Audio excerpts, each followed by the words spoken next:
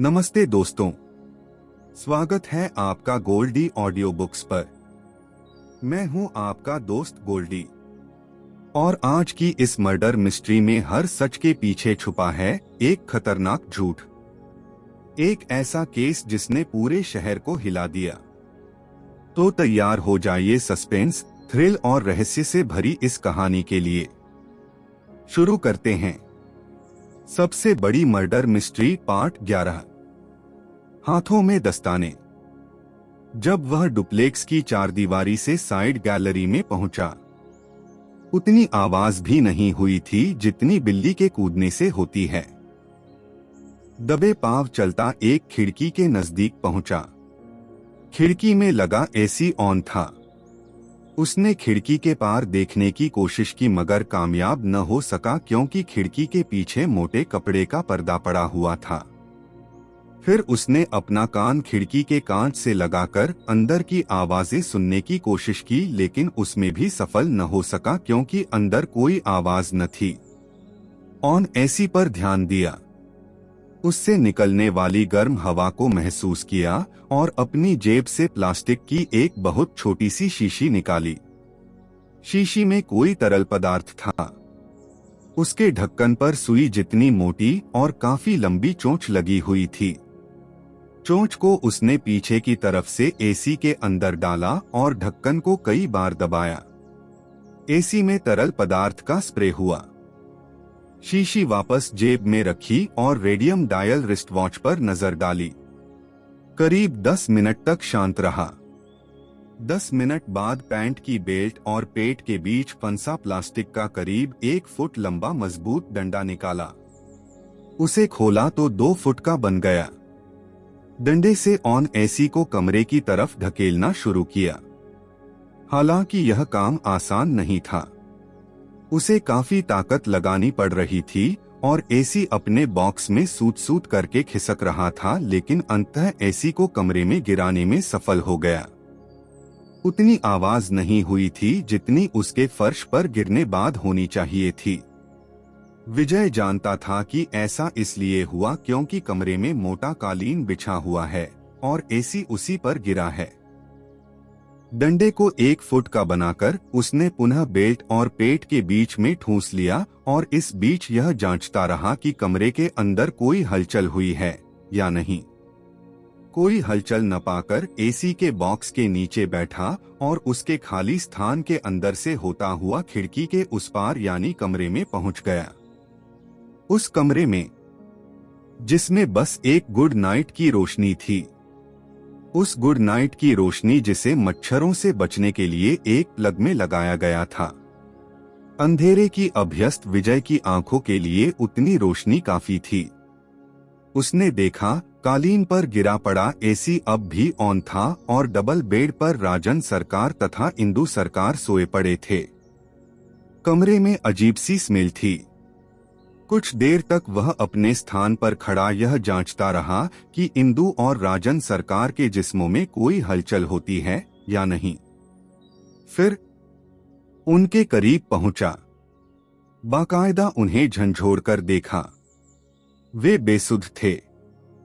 विजय ने निश्चिंतता के अंदाज में जेब से टॉर्च निकाली और कमरे की तलाशी लेनी शुरू की। पता नहीं किस चीज की तलाश थी उसे।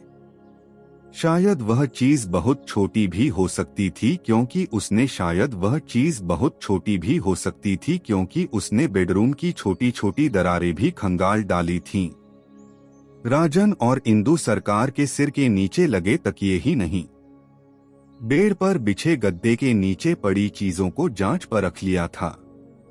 उस कमरे में इच्छित चीज नहीं मिली तो अंदर की तरफ से बंद चिटकिनी खोलकर लॉबी में पहुंच गया।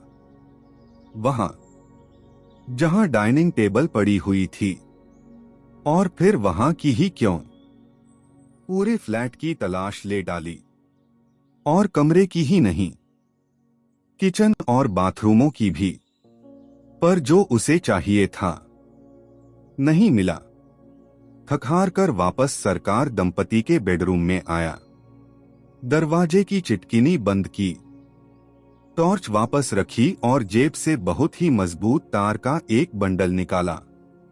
उस तार को उसने अभी तक ऑन एसी की बॉडी पर लपेटना शुरू किया और जब अच्छी तरह लपेट चुका तो उसके 2 सिरों को पकड़े खिड़की से बाहर निकल गया। अब उसने जोर लगाकर तार को खींचना शुरू किया।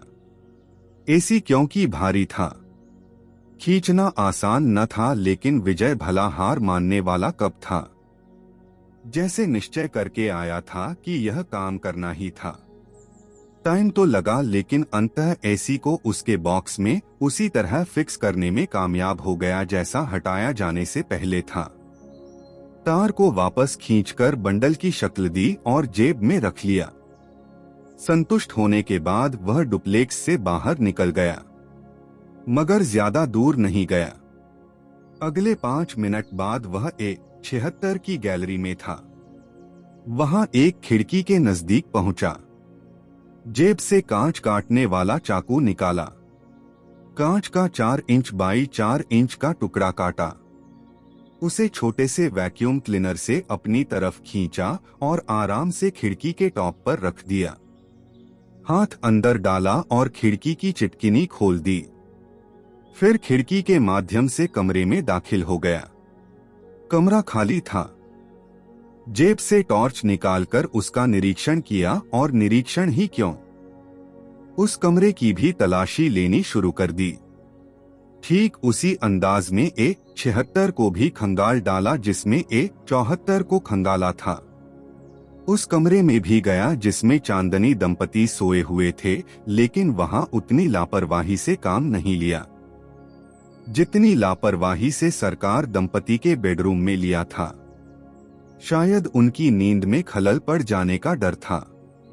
इच्छित वस्तु वहां भी नहीं मिली। करीब 1 घंटे बाद A76 से बाहर निकल आया। पर आज रात जाने क्या था विजय के दिमाग में कि तेजी से चलता हुआ पार्क वाले हिस्से से बाहर निकला। वहां एक पेड़ के नीचे एक बाइक खड़ी थी।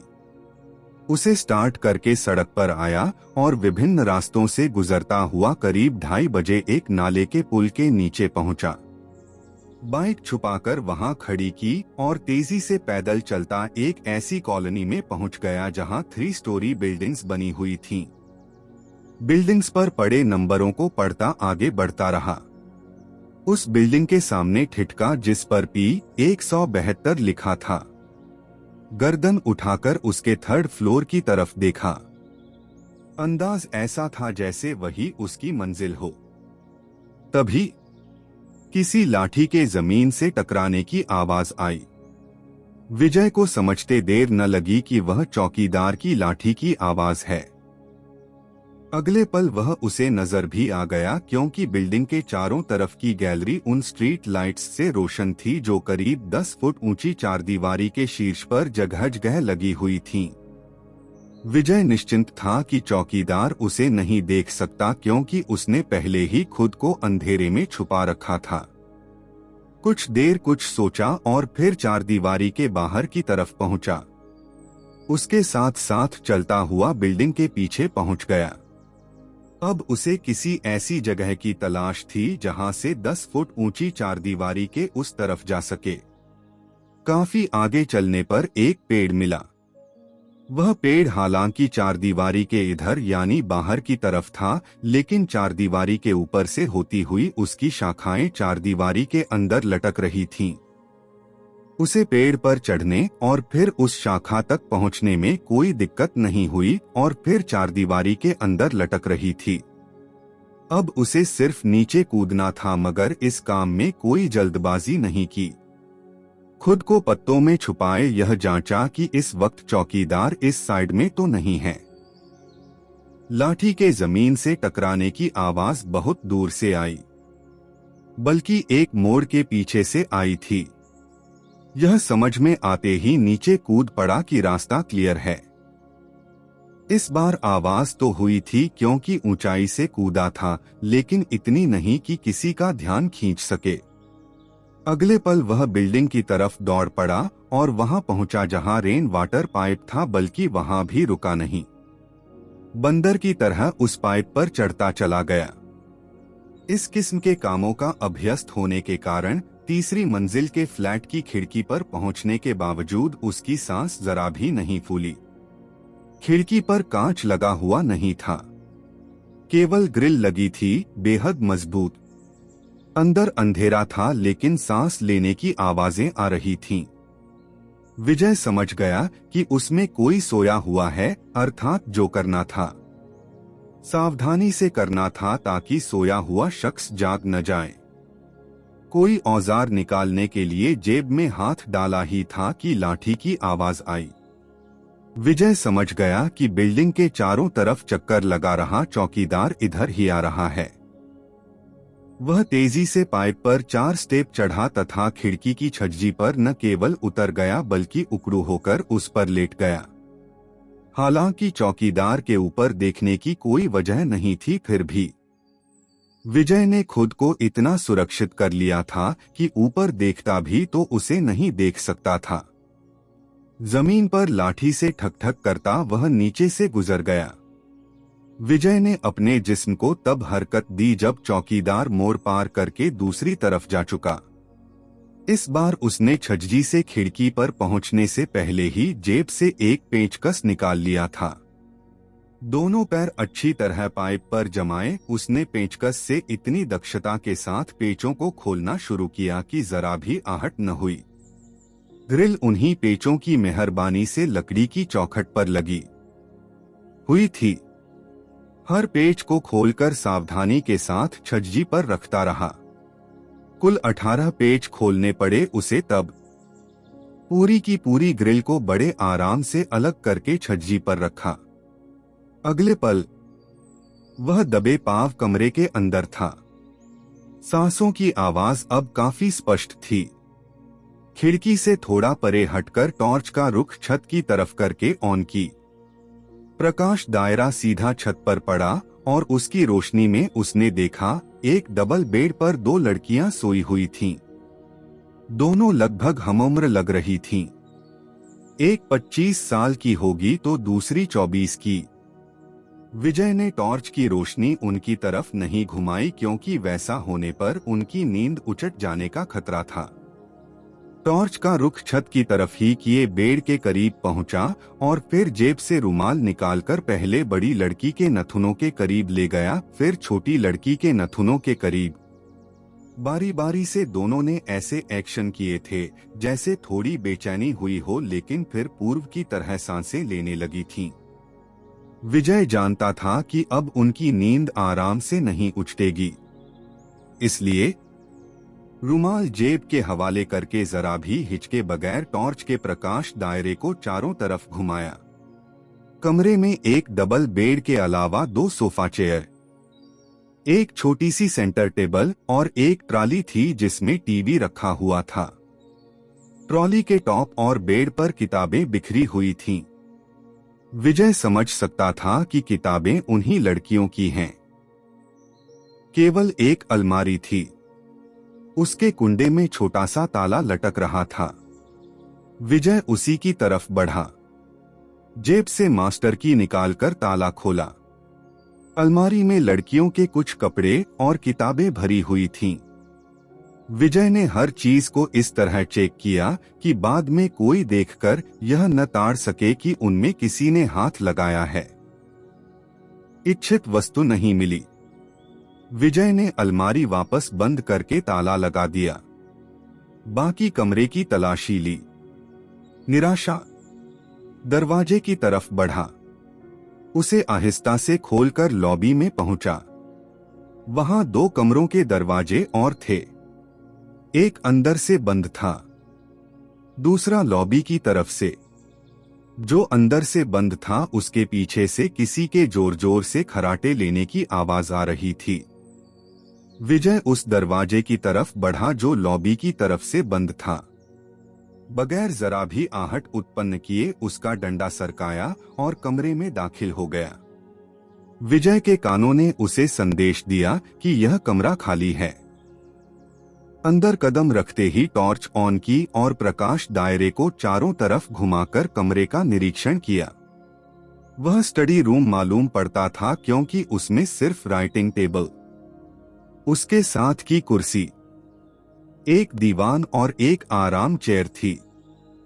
दीवारों के साथ गोदरेज की कई अलमारियां लगी हुई थीं। उनके पल्लों के एक हिस्से पर क्योंकि पारदर्शी कांच लगा हुआ था, इसलिए साफ नजर आ रहा था कि उनमें किताबें और कुछ फाइलें भरी हुई हैं। राइटिंग टेबल पर टेबल लैंप के चारों तरफ भी किताबें ही बिखरी हुई थीं। विजय ने वहां की तलाशी लेनी शुरू की। अलमारियों को मास्टर की से खोलना पड़ा और विजय की खोज एक अलमारी के सबसे अंदरूनी लॉकर पर जाकर खत्म हुई। वहां से एक डायरी, स्टेट बैंक की एक पासबुक और एक चाबी मिली थी। कुछ देर तक वह चाबी को उलट पुलट देखता रहा, फिर पासबुक को खोलकर देखा, लेकिन उसकी आंखों में असली चमक तब नजर आई जब डायरी को खोलकर देखा। उसके बाद तो जैसे वह वहीं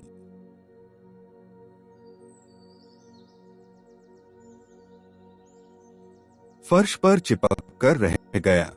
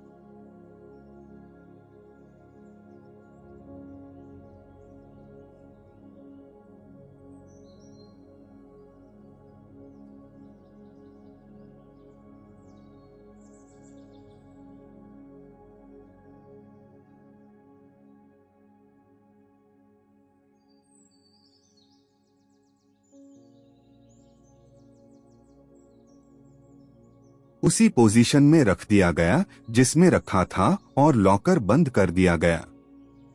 मैनेजर उसे सीफ करने बैंक के बाहर तक आया था, परंतु विजय के फटकार पड़ी थी, तब से एक लफ्ज भी बोला नहीं था। विजय ने उससे हाथ मिलाते हुए कहा, तुम तो यार हमारी एक ही फटकार में जीभ कटवा बैठे, इसे रफू करवा लेना। मैनेजर का मुंह खुलने के बावजूद उससे आवाज न निकल सकी, जबकि विजय उससे दूर जा चुका था। ड्राइव करते हुए विजय ने पहला फोन अंजलि को लगाया और अपना परिचय देने के बाद बोला, हमने पता लगा लिया है मैम कि आपके पतिदेव ने सुसाइड क्यों की। दूसरी तरफ से तुरंत पूछा गया, क्यों की? राजन सरकार साहब का घर देखा है। देखा है। फौरन से पहले वहां पहुंच जाइए, वहीं बताएंगे। वहां क्यों? पहुंचने पर ही पता लगेगा। यानी आपने मान लिया कि उन्होंने सुसाइड ही की थी।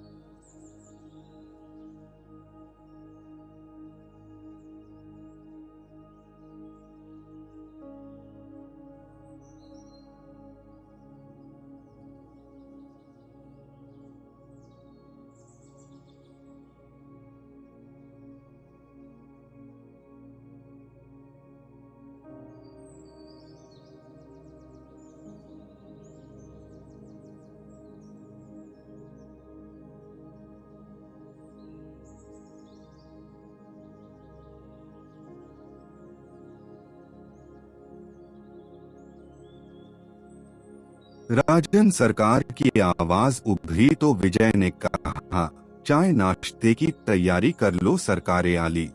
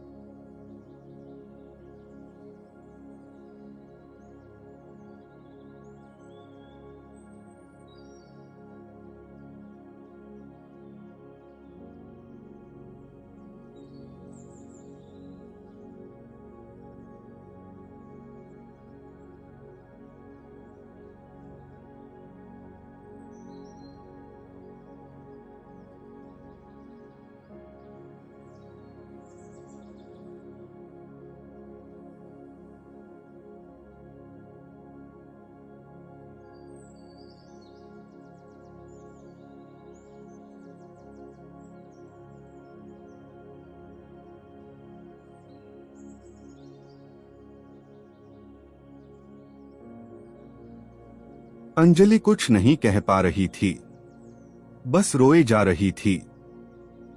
इसमें मेरी मम्मा का क्या कसूर है? रिप्पी बुरी तरह भड़क गई थी। अगर कोई आदमी जबरदस्ती पर उतर आए तो हम उनका कसूर बता भी नहीं रहे बेबी, विजय ने उसकी बात काटकर कहा। सारा दोष सरकार साहब का था। ड्राइंग रूम में खामोशी छा गई। रिप्पी राजन को ऐसी नजरों से घूर रही थी जैसे उसे कच्चा चबा जाना चाहती हो, जबकि इंदु की आंखों में आंसू उमड़ आए थे। उसने कहा, मैं सोच भी नहीं सकती कि आप इतना गिर सकते हैं। राजन सरकार सिर झुकाए बैठा रहा। विजय ने आगे कहा, भले ही घंटों लगे, लेकिन सरकार अंजलि को यह समझाने में सफल हो गए कि जो हुआ वह उन्होंने जानकर नहीं किया बल्कि दुर्घटनावश हो गया। लेकिन इस बारे में बिजलानी को बताने से कोई लाभ नहीं होगा बल्कि हानि ही होगी। कटुता बढ़ेगी। हो सकता है बात दुश्मनी तक पहुंच जाए। सरकार वहां से तभी लौटे जब अंजलि के मुंह से कहलवा लिया कि वह बिजलानी से कुछ नहीं कहेगी।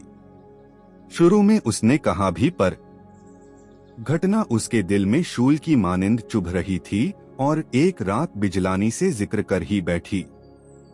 अंजलि के आंसू आंखों के किनारे तोड़कर नीचे गिरने लगे।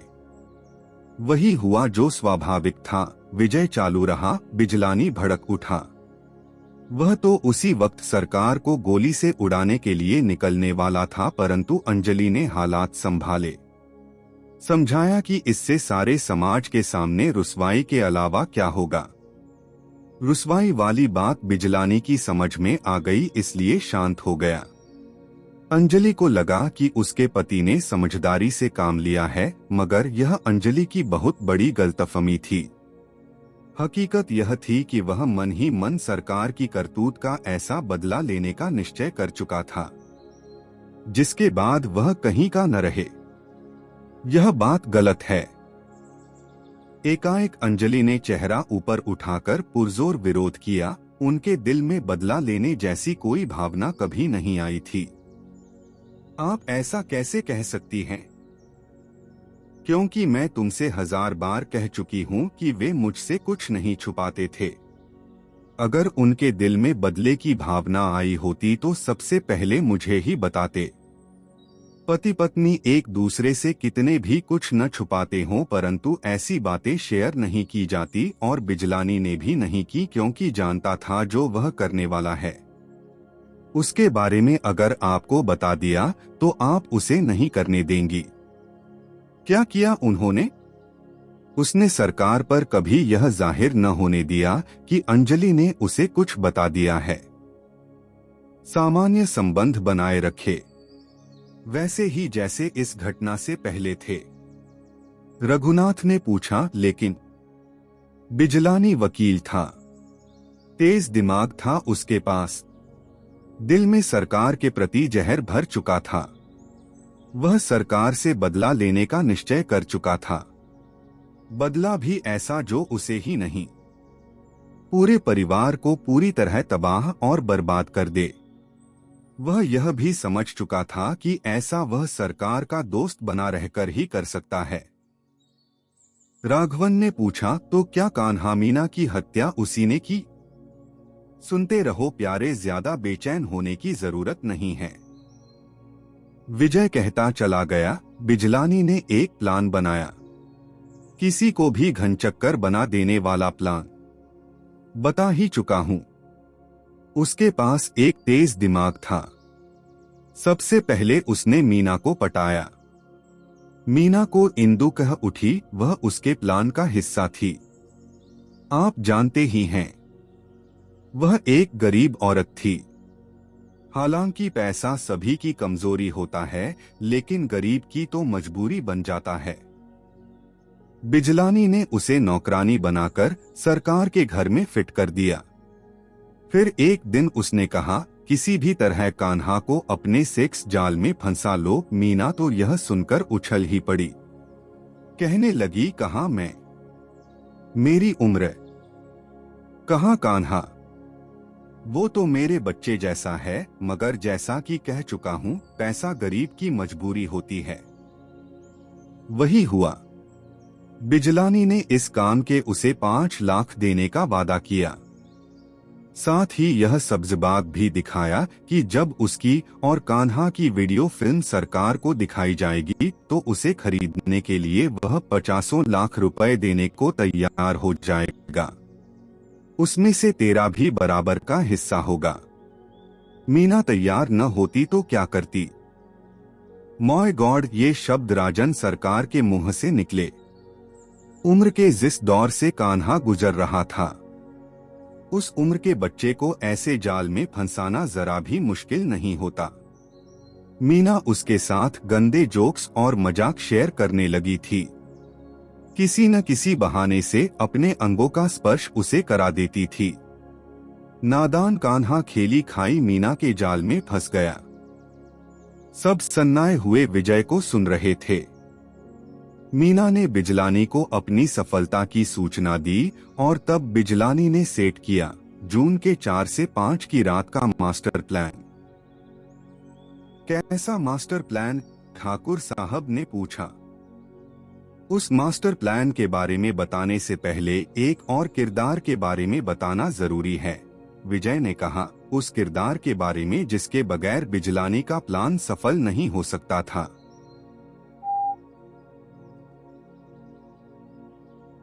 रघुनाथ ने पूछा, कौन है वो? इसी ड्राइंग रूम में मौजूद। खबरदार, खबरदार, जो किसी ने हिलने की जुर्रत की। ये खतरनाक शब्द इंस्पेक्टर राघवन के हलक से निकले थे। पूरी तरह चौंककर सबने उसकी तरफ देखा।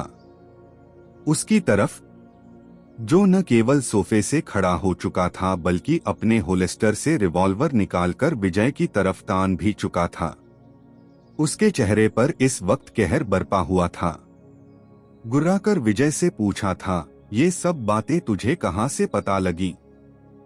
तुम तो यार हमारी उम्मीदों से पहले ही भड़क उठे, विजय ने अपने सदाबहार स्टाइल में कहा। पूरी बात तो सुन लो। मुझे नहीं सुननी तेरी बकवास, कहने के साथ उन सबको कवर किए दरवाजे की तरफ बढ़ते राघवन ने कहा, अगर किसी ने मुझे रोकने की कोशिश की तो उसका भेजा उड़ा दूंगा। विकास हरकत में आने वाला था कि विजय ने शांत रहने का इशारा करते हुए राघवन से कहा, तुम बेवकूफी कर रहे हो बच्चे, ज्यादा होशियार बनने की कोशिश मत कर। पीछे हटता हुआ वह दरवाजे के करीब पहुंचता जा रहा था। जरा भी हिला तो सबसे पहले तेरी ही खोपड़ी उड़ाऊं। सेंटेंस अधूरा रह गया उसका, क्योंकि तभी धाया एक गोली चली थी, ऐसी जो सीधी उसके रिवॉल्वर में आकर लगी थी। एक ही झटके में रिवॉल्वर उसके हाथ से छिटककर दूर जा गिरा। गोली उसके पीछे से चली थी, यानी दरवाजे से। सबने उस तरफ देखा, राघवन ने भी, और यही क्षण था जब सबने धनुष्टंकार के जिस्म को हवा में लहराते देखा। राघवन की आंखों के सामने बिजली सी कौंधी, क्योंकि धनुष्टंकार ने अपने हाथ में दबे रिवॉल्वर का भरपूर वार उसके सिर पर किया था। हलक से चीख निकालता हुआ वह दूर जा गिरा। वापस उठने की कोशिश की लेकिन उठ न सका, क्योंकि उससे पहले विकास उसे दबोच चुका था। धनुष्टंकार उस वक्त सोफे की एक पुष्ट पर बैठा अपने हाथ में मौजूद अभी तक धुआं उगल रही रिवॉल्वर की नाल में फूंक मार रहा था। सभी उसे देखकर दंग रह गए थे।